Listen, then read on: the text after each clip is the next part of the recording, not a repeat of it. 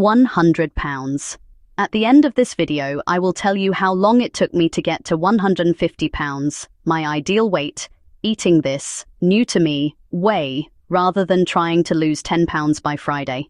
Also, please understand that the videos made by Eleanor Rose Lifestyle are ones that you listen to. Also be aware that the initial photos that you noticed are photos of me. Here's something I wish someone had whispered to me years ago, right when I was standing in my kitchen, convinced that the only way to lose weight was to ban every food that ever made me smile. I thought weight loss meant punishment, restriction, misery. But today I want to open this video with something much more hopeful. You can change your body without destroying your joy. And stay with me until the very end because I'm sharing one great idea you can start using tonight. I'm Penny, and I lost over 100 pounds while still eating real food, the same food everyone told me was off limits. You know what's funny? People still ask me, Penny, what diet did you really do? What did you secretly give up? And I smile because the truth is the opposite of what they expect. The real problem. For years, I lived in a world where foods were either saints or sinners. Bread, evil, pizza, dangerous, ice cream, an enemy disguised as happiness. If I even looked at a cookie, I told myself I had failed. I didn't even have to eat it. Just wanting it was proof that I was weak. Sound familiar? That toxic thinking made every meal feel like a moral exam I could never pass. What finally changed everything was something embarrassingly simple. I stopped giving food moral power.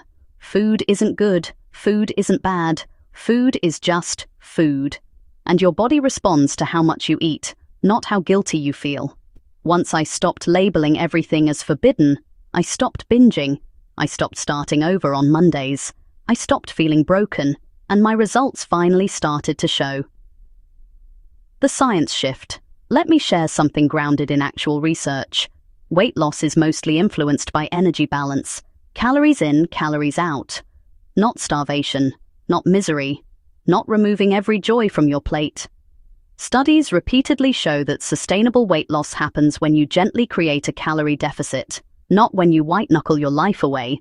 And yes, I know, some corners of the internet make calories sound like a dirty word. But when I started treating calories the way I treat money, something to budget, not fear, everything clicked.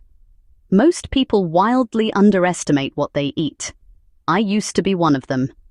A light lunch for me was often 1,000 calories without me realizing it. When I started making food choices based on energy, not guilt, my whole life shifted. My budget mindset. Think of it like this. Your body has a daily spending limit. Mine back then was about 2,000 calories. If I kept my spending slightly under, maybe 1,900, my body naturally dipped into its savings, the stored fat I desperately wanted to burn. Not crash dieting, not starving, just nudging. Just gentle, consistent nudges over time. And that's how small changes turned into a 100-pound transformation. The slow burn. One thing most people never admit is how slow weight loss actually feels. Not the fantasy version, the real version. The version where you step on the scale and think, is that it? But months later, people start saying, whoa, you look different. That slow burn? That's where the magic happens. Because slow changes work best. If you've ever wondered why your weight loss feels like it's crawling, let me tell you, so did mine. And that was the right speed. Fast weight loss feels exciting, but slow weight loss feels permanent. I got into high-volume eating. Here's where my transformation became surprisingly fun. I discovered high-volume meals, foods that fill your stomach without filling your calorie budget. Think huge bowls of veggies, stir-fries, giant salads, broth-based soups, roasted trays of color, big piles of tofu or chicken, beans, rice in small portions, all mixed together into something satisfying. I loved turning my meals into something that felt generous instead of stingy.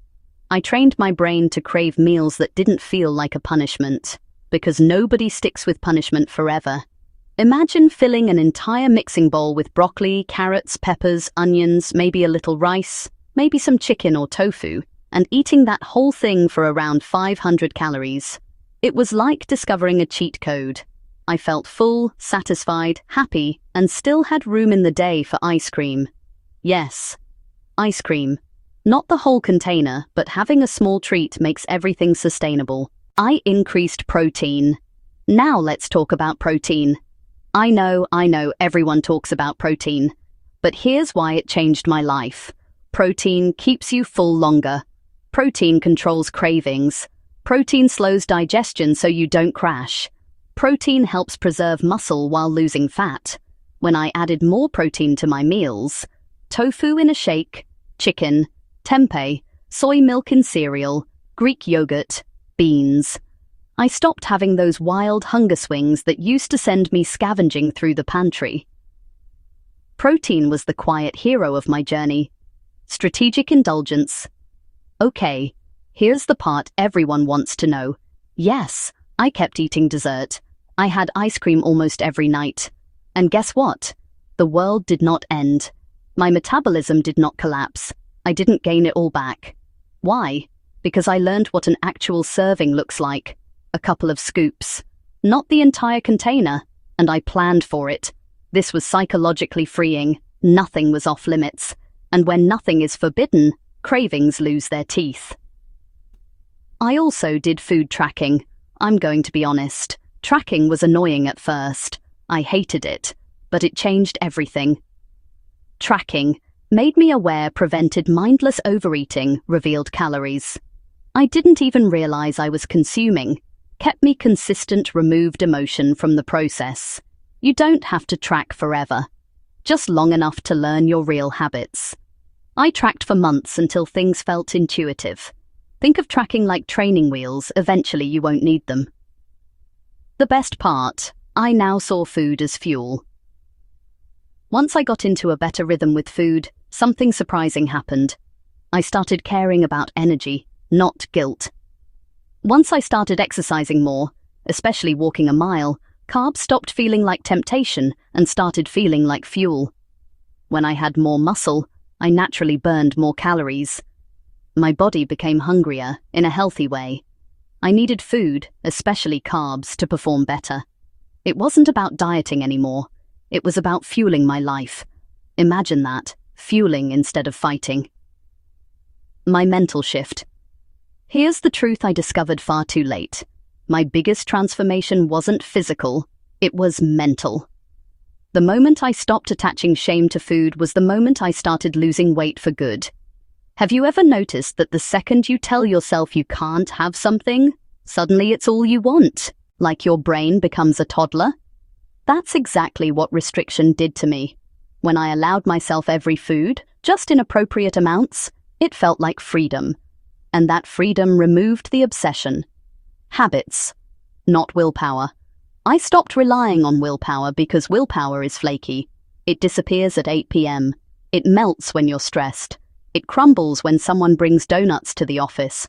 I built habits instead, drinking water, sleeping enough, eating structured meals, reducing liquid calories, keeping quick protein options ready, choosing meals that filled me up, walking daily, not labeling foods as good or bad little things, boring things, but life-changing things.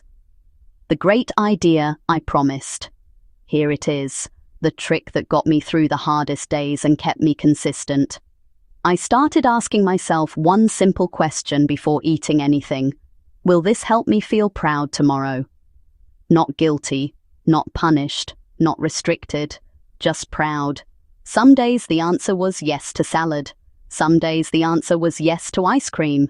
Both were okay, because pride comes from awareness, not perfection.